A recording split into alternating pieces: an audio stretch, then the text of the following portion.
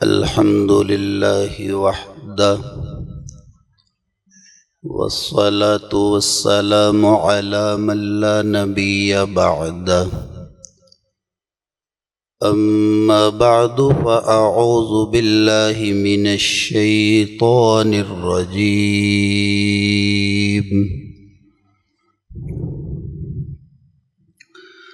بسم الله الرحمن الرحيم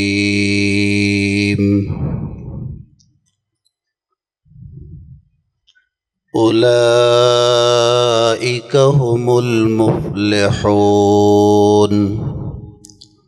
وقال الله تبارك وتعالى في مقام آخر أولئك هم الصادقون. وقال النبي صلى الله عليه وسلم أصحابي كالنجوم فبأيهم اقتديتم اهتديتم.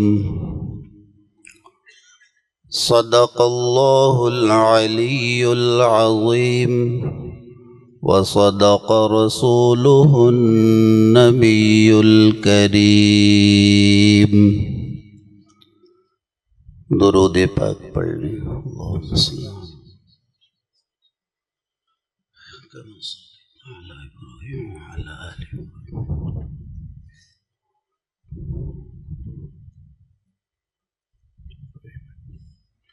السلام علیکم ورحمۃ اللہ وبرکاتہ. سب حضرات کی تشریف آوری کا ابتداءً ہی میں شکریہ ادا کرتا ہوں کہ آپ سب معزز محترم بزرگ بھائی اور میری بیٹیاں بہنیں مائیں جو تشریف فرما ہیں سب لوگ اپنے قیمتی وقت میں سے وقت نکال کر تشریف لائے.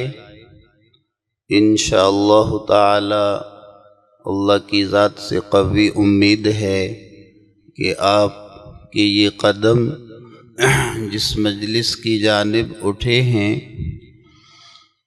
یہ اٹھنے سے پہلے انشاءاللہ تعالی ہم سب کی اللہ تعالی نے بخشش فرما دی ہوگی. آپ تھکے تو نہیں ہیں نا ابھی؟ اچھا چلو اللہ کا شکر ہے. حضرات علماء کرام بھی تشریف فرما ہیں، ان کا بھی میں تہ دل سے ممنون ہوں، مشکور ہوں کہ آپ حضرات نے اپنے انتہائی قیمتی وقت میں سے وقت نکالا اور ہماری اس درسگاہ کو رونق بخشی. اللہ تعالیٰ آپ سب کی حاضری کو قبول فرمائے.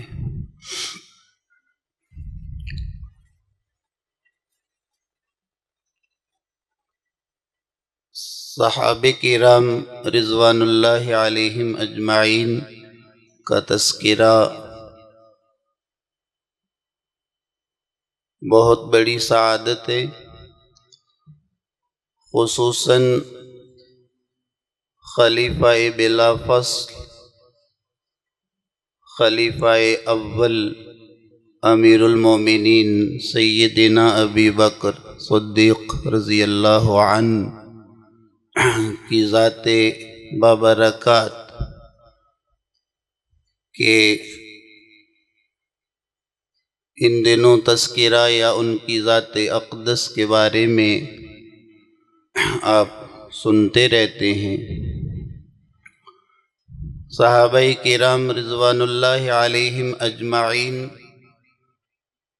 کی ذات اقدس کے تعارف میں سے قرآن جا بجا ناطق ہے. اس میں سے جب صحابہ کا لقب ہم بولتے ہیں صدیق یا ہم الصادقون تو صدیق تو سب ہی ہیں، لیکن ان میں سے صدیق اکبر سیدنا ابی بکر صدیق رضی اللہ عنہ ہیں۔ آپ کا لقب مبارک بھی آپ صلی اللہ علیہ وسلم نے ارشاد فرمایا، لیکن چونکہ آپ سب سے بڑھ کر تھے اس لیے صدیقین میں سے صدیق اکبر ہونا فقط آپ کو حاصل ہوا۔ قرآن مقدس میں ارشاد جب فرمایا اولئک الذین انعم اللہ علیہم من النبیین والصدیقین والشہداء والصالحین، تو حضرت شاہ رفیع الدین دہلوی نور اللہ مرقدہ اس کے حواشی میں تحریر فرماتے ہیں، نبی کی تعریف کرنے کے بعد کہ نبی کسے کہیں گے جس پہ وحی نازل ہو، اور دوسرا مرتبہ انبیاء کے بعد صدیقین کا ذکر ہوا، تو صدیق کی تعریف میں ارشاد فرماتے ہیں کہ صدیق کہیں گے کہ جس کے قلب پہ نبی کے قلب پہ آنے والی وحی کا پرتو یا عکس پڑے، یعنی وحی کا نور مثل ایک روشن ستارے کی طرح ہوا یا سورج کے نور کی طرح ہوا، تو وحی کا منبع اور سرچشمہ وہ اللہ رب ذوالجلال کی ذات ہے، جس سے وہ نور پھوٹا، اور وحی کا نور بذریعہ سیدنا جبرائیل علیہ السلام قلب اطہر آقا نامدار رسالت مآب صلی اللہ علیہ وسلم پہ پہنچا، مگر آقا نامدار رسالت مآب صلی اللہ علیہ وسلم کا قلب اطہر یہ ایک صاف شفاف آئینے کی طرح ہے۔ آواز تھوڑی سی کم کریں، بہت زیادہ گونج ہے۔ تو آپ دیکھتے ہیں کہ کبھی کبھی سورج کی روشنی ایک آئینہ میں آتی ہے، اور اس آئینہ کی شفافیت کی وجہ سے وہ روشنی منعکس ہوتی ہے، اور اس کا پرتو یا عکس ایک دیوار پہ پڑتا ہے، تو اس پرتو اور عکس کو جب آپ دیوار پہ دیکھیں گے تو من وعن وہ روشنی جو سورج کی عدسہ یا شیشے میں آئی تھی وہ دیوار پہ ایک روشنی کا حلقہ بنا دیتی ہے۔ ایسے قلب اطہر سیدنا آقا نامدار رسالت مآب صلی اللہ علیہ وسلم کا وہ مثل عدسہ یا شیشے کے ہوا، اور اس میں علم وحی کا نور آیا، اور وہ نور اس سے منعکس ہو کر اس کا پرتو یا عکس تمام صحابہ کرام رضوان اللہ علیہم اجمعین کے قلب پہ پڑا، مگر اس انعکاس کو قبول کرنے میں، اس پرتو یا عکس کو سمونے میں جس دل میں سب سے بڑھ کر صلاحیت تھی، قابلیت تھی، وہ سیدنا ابی بکر صدیق رضی اللہ عنہ کا قلب اطہر تھا۔ اسی لیے آقا نامدار رسالت مآب صلی اللہ علیہ وسلم کی رحلت پر جب ہر طرف سناٹا چھا گیا اور مدینہ المنورہ کی جانب دشمن بھاگنے کو تھا، حملہ کرنے کو تھا، اور آپ صلی اللہ علیہ وسلم کی رحلت کا غم اور کیفیات کو اپنا دل کے اوپر آتے ہوئے یعنی برداشت کر لینا، آپ کے غم کو سہ لینا اتنا دشوار تھا کہ سیدنا عمر فاروق رضی اللہ عنہ تلوار لے کر کھڑے ہیں اور فرمایا جس نے کہا کہ محمد کا انتقال ہوا اس کی عمر گردن کاٹے گا، لیکن اس وقت استقامت علی الدین کی سنت وہ سیدنا ابی بکر صدیق رضی اللہ عنہ کی تھی کہ تشریف لائے، آپ صلی اللہ علیہ وسلم کے حجرہ میں داخل ہوئے، آپ کا بوسہ لیا اور اس کے بعد اپنے ساتھیوں کے صحابہ کرام کے مجمع میں پہنچے اور قرآن مقدس کی آیت پڑھی اور کہا کہ جان لو جو محمد کی پرستش کرتا تھا وہ جان لے کہ آقا نامدار رسالت مآب صلی اللہ علیہ وسلم کا انتقال ہو چکا، لیکن جو خدا کی پرستش کرتا تھا وہ جان لے کہ خدا زندہ ہے۔ اس وقت امت کی کشتی کو سہارا دینے والا، امت کو ٹوٹنے سے بچانے والا، اسلام کو بکھرنے سے بچانے والی ذات اگر تھی تو وہ صدیق اکبر رضی اللہ عنہ کی تھی۔ اگر صدیق اس دن زندہ نہ ہوتے تو اسلام ختم ہو جاتا، کمزور پڑ جاتا، امت کا شیرازہ بکھر جاتا۔ تین بڑے بڑے مسائل امت کو درپیش تھے: انکار ختم نبوت، منکرین زکوٰۃ اور لشکر اسامہ کی روانگی۔ ان تین اہم امور پہ استقامت وہ سیدنا ابو بکر صدیق رضی اللہ عنہ نے دکھلائی، حتیٰ کہ تمام صحابہ میں سے جری، بہادر اور سب سے عظیم المرتبت ہمت، حوصلے میں ننگی تلوار لیے ہوئے کھڑے ہونے والے سیدنا عمر فاروق رضی اللہ عنہ بھی اس دن آپ کو رائے دیتے ہیں کہ آپ منکرین زکوٰۃ کے خلاف قتل کریں گے، قتال کریں گے، حالانکہ وہ تو مسلمان ہیں، فقط زکوٰۃ کا انکار کرتے ہیں۔ سیدنا ابو بکر صدیق رضی اللہ عنہ نے ارشاد فرمایا: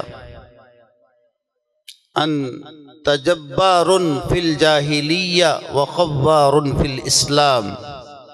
اے عمر، تو اسلام لانے سے پہلے بہت بہادر تھا، سخت مزاج تھا، آج تو بزدل پڑ گیا۔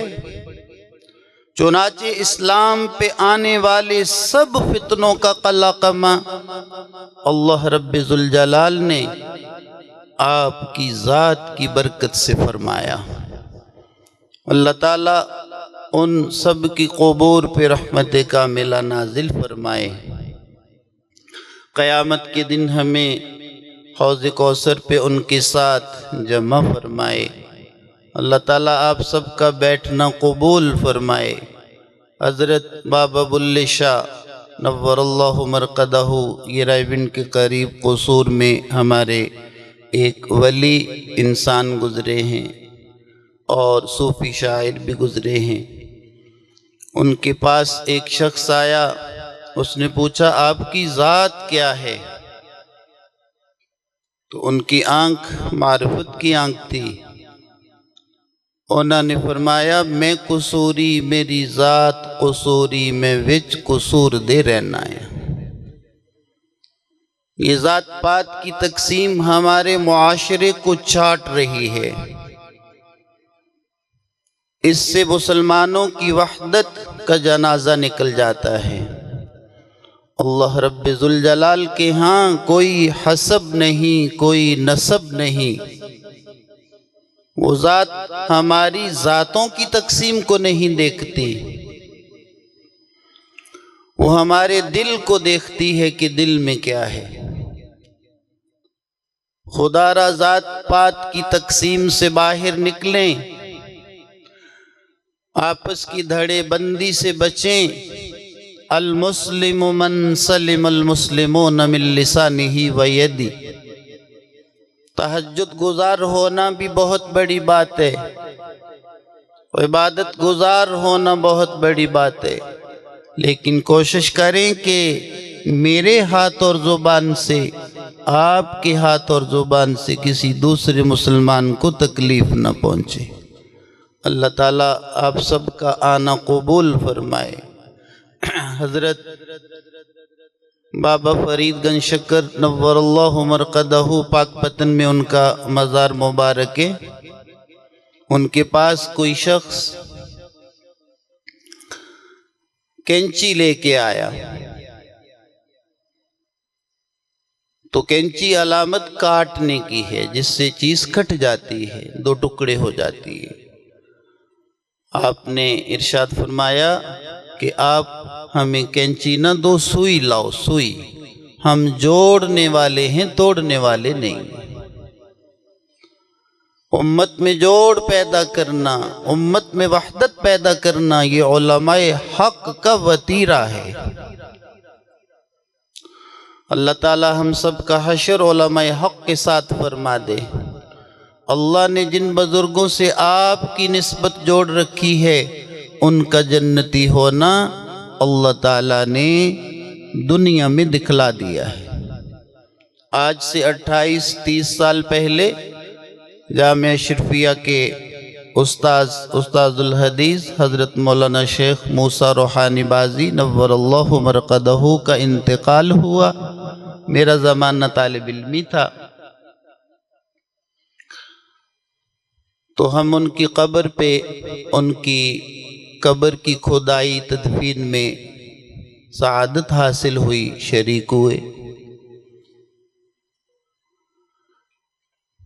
جو بزرگ نیچے بیٹھے ہیں نا، بعض ہمارے بزرگ معذور بھی ہیں، ان کو کرسی دے دے ہیں۔ بعض جوان اگر ہمت کریں نا تو بعض بزرگ مجھے نظر آئے ہیں، وہ تکلیف میں نہ ہوئے۔ یہ سامنے ایک بزرگ بیٹھے ہیں ہمارے، کرسی پہ بٹھا دیں ہیں۔ اگر کوئی بزرگ ہیں نا ایسے، ان کو کرسی دے دیں ہیں۔ جزاک اللہ، اللہ برکت نصیب فرمائے۔ تو ہم ان کی قبر پہ حاضری دی۔ یہ میانی قبرستان لاہور میں ہے، ہمارے بہت سارے بزرگوں نے دیکھا ہوگا۔ تو وہاں ان کی تدفین ہوئی۔ 3 دن ان کے انتقال فرمانے کے بعد ان کے بچوں نے ان کی قبر کی تکیہ بنانے کے لیے جب کھدائی کی تو ایک اینٹ ان کے تکیے سرہانے کی جانب سے اکھڑ گئی۔ جب اکھڑی تو قبر سے اتنی خوشبو نکلی کہ قبر کی مٹی میں سے جہاں سے مٹی اٹھاتے اس سے خوشبو آتی تھی۔ یہ حضرت امام التفسیر شیخ التفسیر مولانا احمد علی لاہوری نور اللہ مرقدہ کی قبر کے ساتھ والی جگہ ہے۔ چنانچہ ہم بھی ادھر تھے، زمانہ طالب علمی تھا، ہم شوق سے وہاں حاضر تھے۔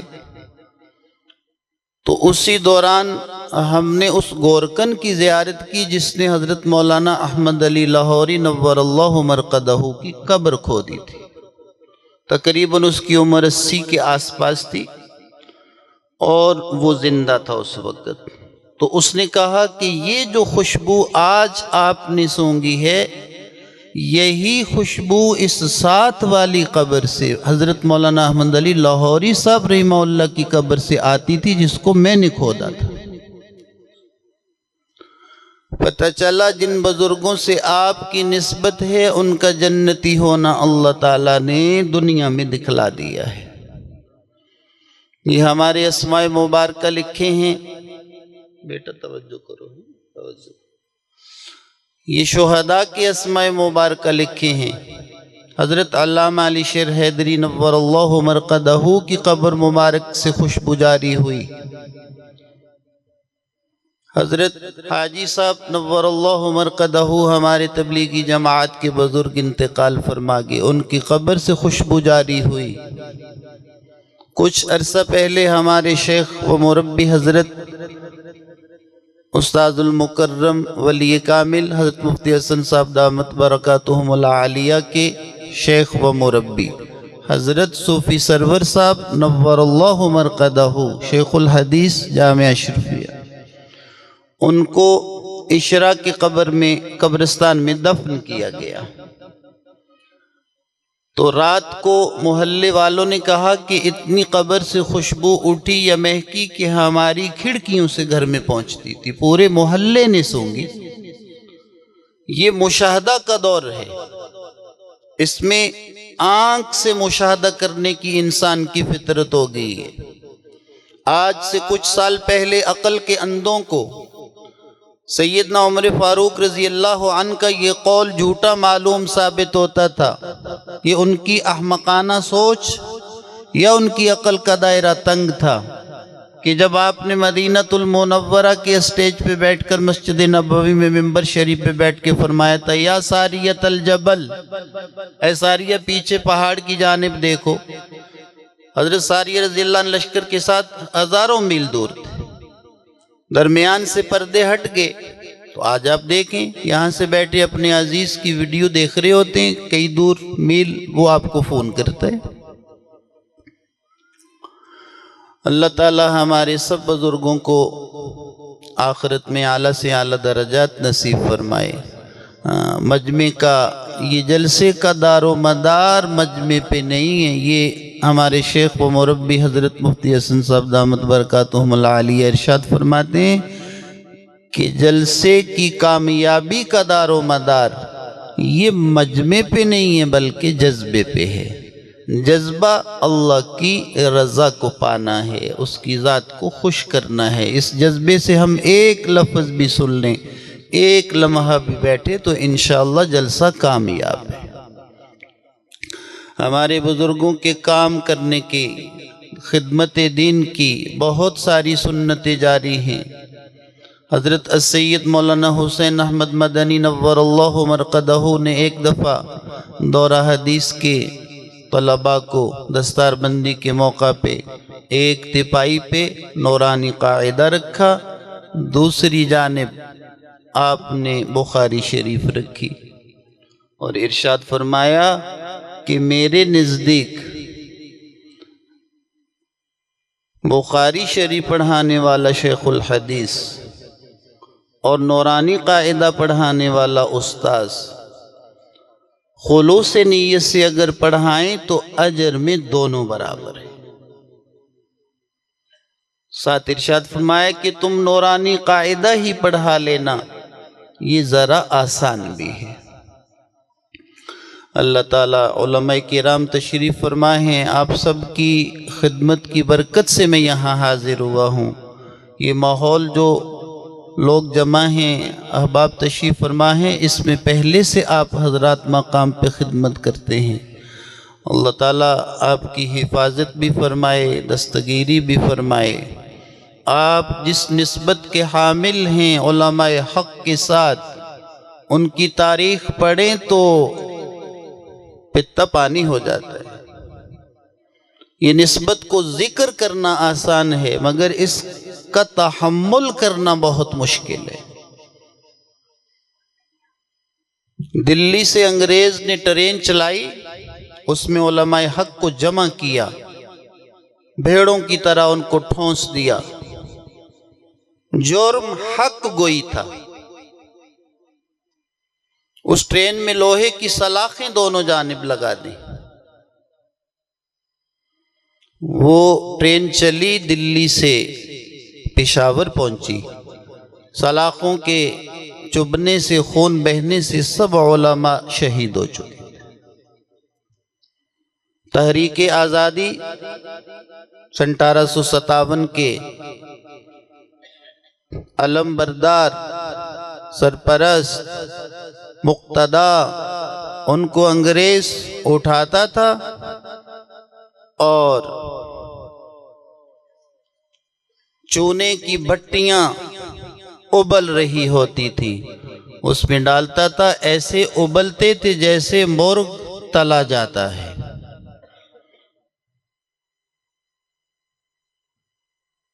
یہ علماء حق کی داستان اتنی سستی نہیں ہے، یہ نسبت اتنی آسان نہیں ہے۔ اللہ تعالی ہمیں اس نسبت کی لاج رکھنے کی توفیق عطا فرمائے۔ اپنے اکابرین سے جڑے رہیں، علماء حق سے وابستہ رہیں، علماء کے ساتھ محبت کریں، ان کی بدگوئی نہ کریں، اپنی آخرت مت اجاڑیں۔ گریجویٹڈ طبقہ، ایلیٹ کلاسز، جو تعلیم یافتہ ہمارے بھائی ہیں، محترم ہیں ہمارے لیے، لیکن اسکول، کالج، یونیورسٹی میں جب جائیں تو وہاں علماء کی بدگوئی کے موقع پہ اٹھ جائیں۔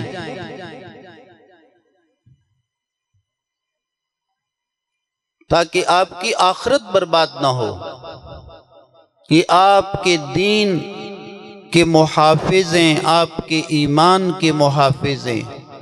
جس علاقہ میں، جس خطے میں علماء ختم ہو گئے، وہاں دین کا جنازہ نکلا ہے۔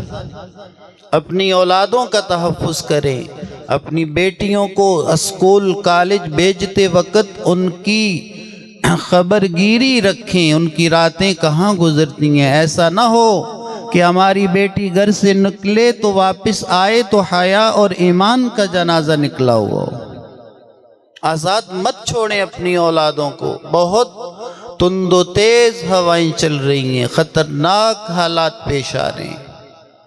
ان کے عقیدہ کا تحفظ رکھیں۔ یہ ٹاؤن شپ کا قصہ ہے، ایک والد ایک مولوی صاحب کے پاس آیا، اس نے کہا کہ میں ایسا بدقسمت باپ ہوں کہ اپنی بیٹی کا نکاح ایک قادیانی لڑکی سے کرنے پہ مجبور ہوں۔ 2 بیٹیاں پنجاب یونیورسٹی کی MSc کی سٹوڈنٹ تھیں، ان کو ہمارے استاد المکرم کے پاس ان کے والد لے کے آئے۔ ان کے ساتھ 1.5 گھنٹہ پردے میں ہمارے استاد المکرم حضرت شیخ و مربی نے بات فرمائی کہ مرزا قادیانی کو نبی ماننا چھوڑ دو، مسلمان گھرانے کی بیٹیاں ہیں۔ بس کسی کے ہتھے چڑھ گئی ہیں۔ 1.5 گھنٹے کے بعد بھی وہ اس بات پہ مصر تھی کہ مرزا قادیانی سچا ہے، یعنی خبیث اور لعین کا دعوی نبوت سچا ہے۔ اللہ تعالی ہماری اولادوں کی حفاظت فرمائے۔ یہ درسگاہ میں جو بچے پڑھتے ہیں، یہ آپ کے لیے آخرت میں انشاءاللہ تعالی نجات کا ذریعہ بھی بنیں گے ہیں۔ ان کی طرف محبت کی نظر سے دیکھنا، سب مدارس دینیہ جہاں بھی ہیں، بچوں کی محبت کی طرف محبت کی نظر سے دیکھنا، ایک لقمہ کی ان کی خدمت کر لینا، یہ انشاءاللہ تعالی آخرت میں آپ کو ان کے ساتھ جمع فرما دے گا ہیں۔ اللہ کی ذات سے قوی امید ہے۔ بیٹیاں بوجھ نہیں ہوتی۔ اگر اللہ تعالیٰ کسی کو بیٹیاں عطا فرما دے تو ان کو بوجھ مت سمجھیں۔ یہ تو جاہلیت کی سوچ ہے کہ بیٹی پیدا ہو گئی تو کمانے والی نہیں ہے۔ تو کتنے ہی مرد آپ نے ایسے دیکھے ہوں گے کہ تنگ دستی میں مر جاتے ہیں، ان کی روزگار یا کمائی کی صورت ہی نہیں ہوتی۔ بیٹی کو بوجھ نہ سمجھے ہیں۔ ایک بھائی کا قصہ آتا ہے کہ اس نے کہا کہ میری 17 بہنیں ہیں، 17 بہنوں میں سے وہ 11ویں نمبر پہ ہے۔ تو اس نے کہا کہ میری 10 بہنیں عالمہ بن چکی ہیں، باقی ابھی چھوٹی ہیں۔ 17 بہنوں کا اکلوتا بھائی ہے۔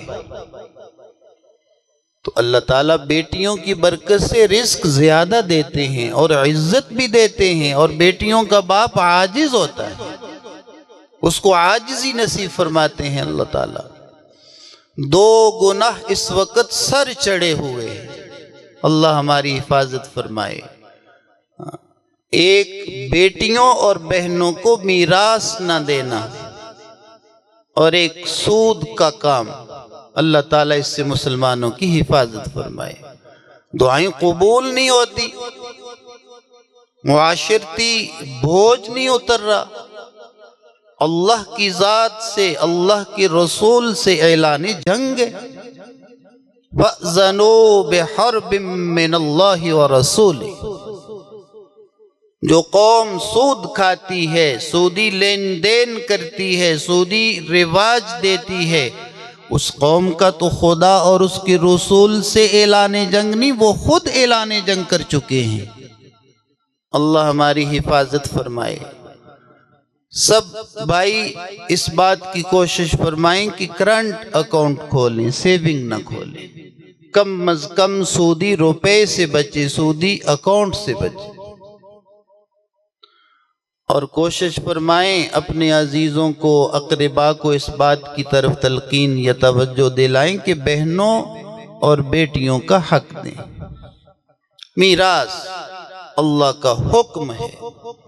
یہ زمین میری نہیں ہے، نہ میری نہ تیری، یہ زمین اس مالک کی ہے جس کے قبضہ قدرت میں ساتوں آسمان ساتوں زمین۔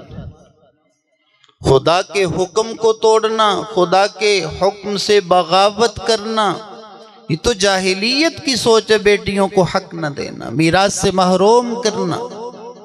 قبر میں پہنچیں گے، حساب ہوگا۔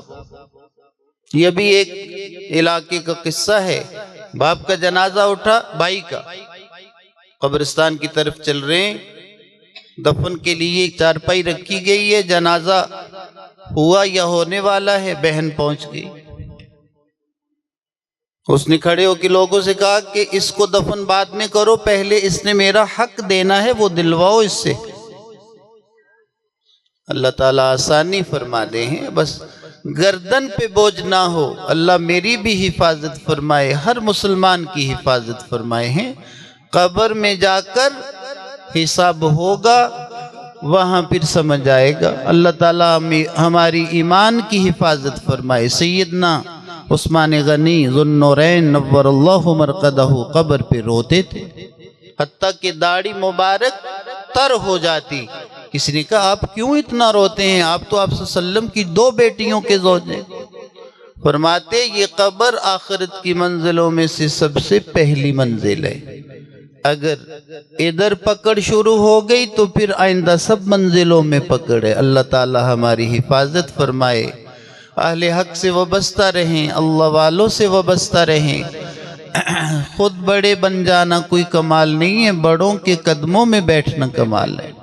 حضرت حکیم الامت حضرت مولانا اشرف علی تھانوی نور اللہ مرقدہ بہت بڑے انسان تھے، علم کا پہاڑ تھے۔ حضرت حاجی امداد اللہ مہاجر مکی نور اللہ مرقدہ سے بیعت ہوئے۔